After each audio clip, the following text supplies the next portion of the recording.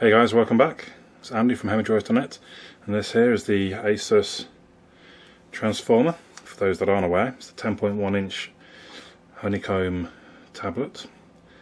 Thank you very much to Steve Gibbon, sent it on over to us so we could review it basically. So let's have a look around the outside of the device. At the bottom you can see the USB connection, well, the proprietary connection that goes into the USB, along with a couple of extra I think they're just sockets to hold it in the keyboard dock, which we'll come to in a little while. Around the edge here, got the micro SD card there, the HDMI port, the headphone jack, and I presume that there is the mic on the front. See the 1.3 megapixel front-facing camera, the light sensor. Nothing along the top. On the other side, the power and volume, and you just see there, that's the speaker on one side, and obviously in the same place on the other. Where's it gone? Yeah, don't know if that's focusing properly and if you can see that, but it is there. That brings me perhaps to my first gripe, because I was playing a YouTube video and holding it as you do. And where's the speaker? Literally right where my hand's pressing on, so it kind of muffled the noise somewhat. So you find, you have to hold some other way, or just maybe have your hands out a bit. So I'm not quite sure why they did that. On the back, it's kind of a carbon fibre effect, but plasticky.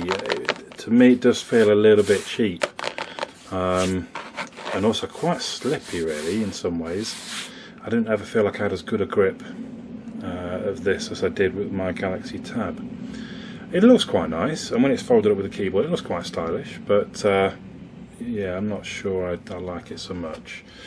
Then my next gripe is the edge. So not the bezel necessarily, because the bezel's very similar to the Galaxy Tab 10.1 in thickness, but then that bezel there adds maybe 6, 7 or 8 millimeters, which doesn't sound a lot, but when you add that to both sides, all of a sudden you struggle to get to the center if you're typing things.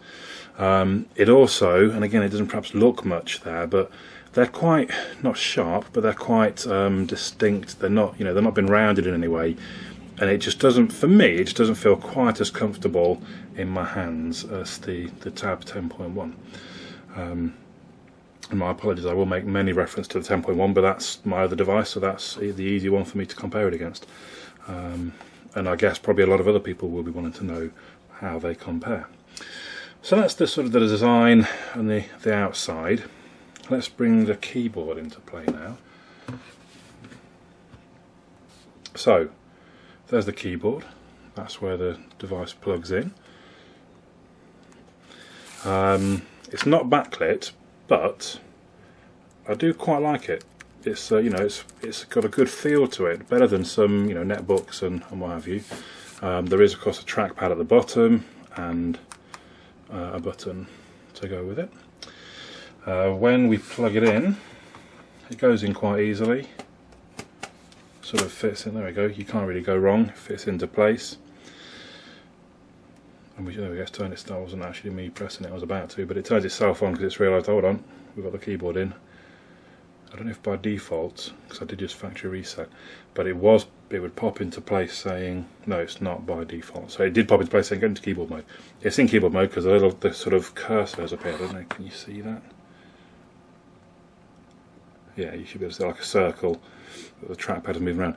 Now this sort of confused me initially, because I was looking for a pointer, and when I saw a circle, I thought, oh, does that mean it's thinking? It's not whirring around.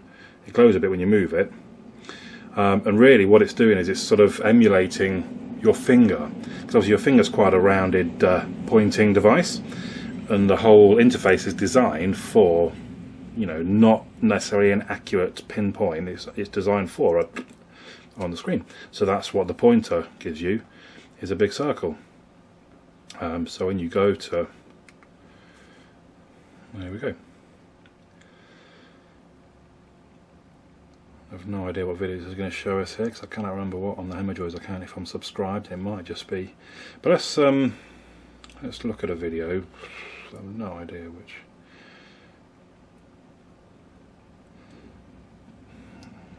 Whatever. What's this? Beverly Knight. If you want to see more about the actual software of Honeycomb, you probably want to have a look at the Galaxy Tab review.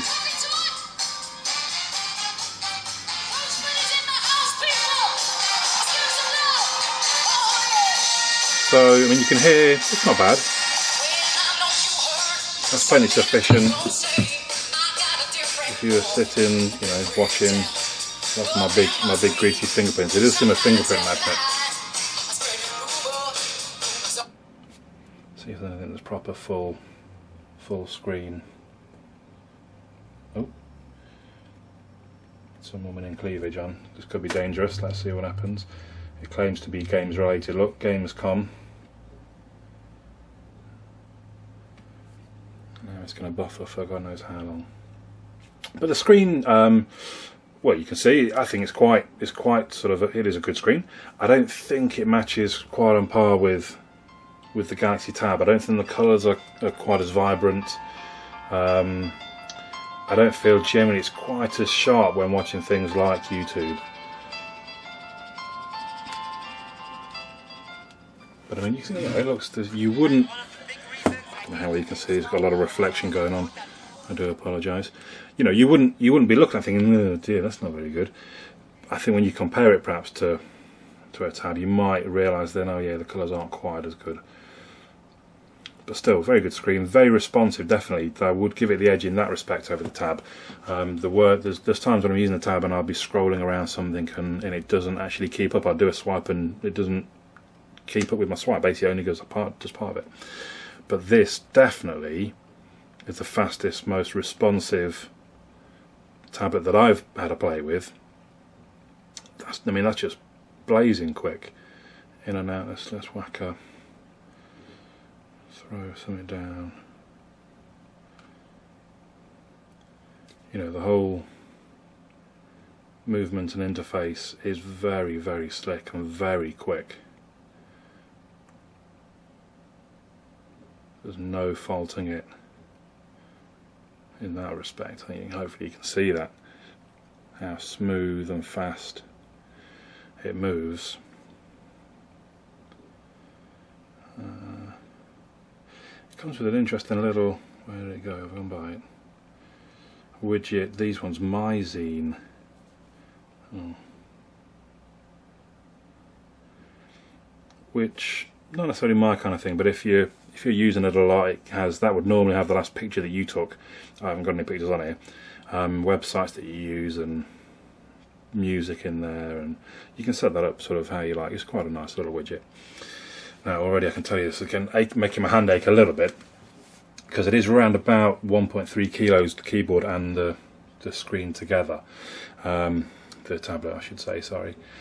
And you do find, I mean that's fine.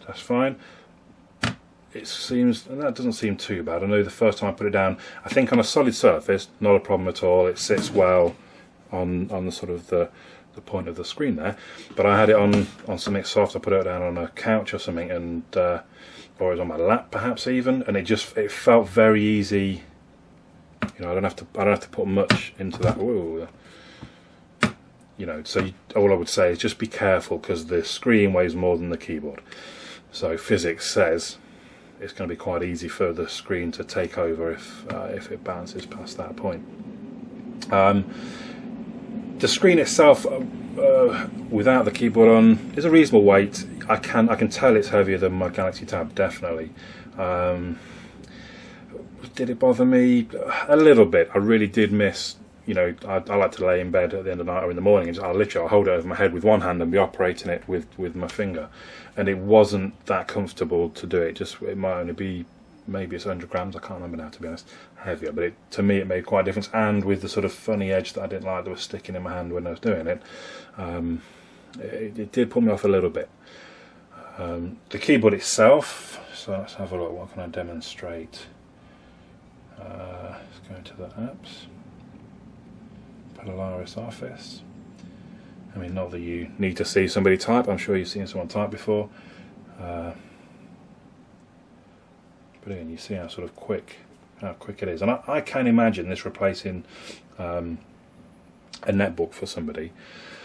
I would wonder whether someone might be happy with a netbook just because of a netbook will be lighter than this, let's be honest. More functional, probably not. A laptop might be heavier, but the laptop probably will be more functional. So this is kind of an in-between position, and I think for someone that doesn't have either a netbook or a laptop and we're looking to get a tablet, I can definitely see the benefit of getting one with a keyboard. Oh, there's me spelling wrong already, which is quite nice to type on. I just like it. It's a nice. The keyboard itself is a good solid sort of feel when you're hitting the keys. You know you've hit one really. You're not sort of left guessing. Oh, did that work? Did that not? There's quite a good gap between the keys, so again, you're not normally catching more than one. Lots of functions along the top to change screen brightness, etc. Settings, playing controls, mute, volume, locks. Obviously, direction arrows at the bottom, function key. So it is. I like it. I like it as a keyboard. It's really nice. And obviously, it's one of the strong selling points of the device that it has a keyboard. Let's close that down. Do you want to save? I think I'll do without that. The other sort of very clever thing with the keyboard, well, it's not clever, I suppose. It's like a genius to think let's put a battery in there, but the clever thing, I suppose, is it helps balance it up. So they might have initially done it as just a keyboard. If this base only weighed 200 or 300 grams, it would be toppling the whole time. It'd be very annoying. So they obviously figured, well, we need to put some weight into it. Well, let's put a battery in as well. So when you charge, when it's connected, and you charge through the side here, it charges the keyboard as well as the tablet. I charged them up 8 or 9 days ago, and I've not had to plug it in again since. I mean, I perhaps haven't been using a great deal, and unfortunately I can't check the screen on time, because each time I plug it into the keyboard that's got power, it resets all of the stats. So unfortunately, it doesn't tell me what screen on time was 6 hours or whatever, so I don't know. But at the moment, and it's probably still, it's at 54%. That was at 49 before I started the review, so there's obviously still power in the keyboard itself. Asus claim that it has 16 hours screen on time with the keyboard, 9 on its own, which is very good. But I could not find any battery stats on websites. So in many ways, we'll just have to take Asus' word for that. So all in all, very snappy. The strong points are just the speed of this thing is really, really nice. There's not a single bit of lag. I didn't find any lag at any point, apart from perhaps when you first turn on. I was going to have to wait a little while. But it's very quick. The keyboard, very nice, very usable. A definite sort of improvement if you can sit it somewhere as opposed to using the on-screen keyboard. The downside for me is kind of the build quality, I suppose. So when you look at that, that's a really nice looking device, but it's quite heavy. If you hand that to someone, they would probably go, oh geez, that's heavier than I thought it would be. It doesn't look to be that heavy, but 1.3 kilos, quite a weighty thing. But it feels solid, but at the same time, the plasticky back, I can squeeze it a little bit, I can feel it moving. It feels a bit slick. It's not when it's kind of the plastic coated metal that the Samsung has, that kind of sticks to your fingers a little bit. This doesn't. This just feels like it will slide in your fingers. So for me, that's a bit of a down point, just a slightly heavier weight. But for many, I think the keyboard will be the point that sells them. And yeah, definitely, I think for a lot of people, this will be the best tablet to buy right now. Hopefully, that little review, I've waffled on for far longer than I thought I would. Hopefully that'll help you decide which one you might be interested in. Leave any questions, comments down below, and I'll see what I can do to respond. But I'm going to have to send this back to Steve now. Thank you once again, Steve Gibbon. My name's Andy, HemmerJoys.net.